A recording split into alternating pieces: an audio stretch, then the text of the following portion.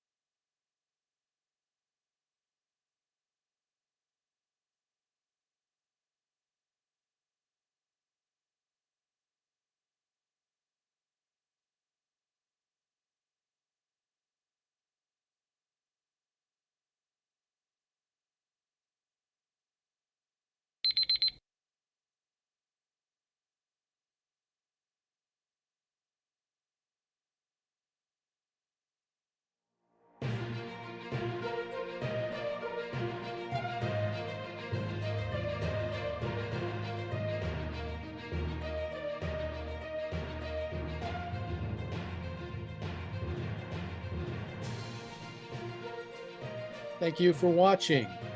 Can you do me a favor? Please leave a comment in the comments section below. That would really help. Thank you, and see you again soon.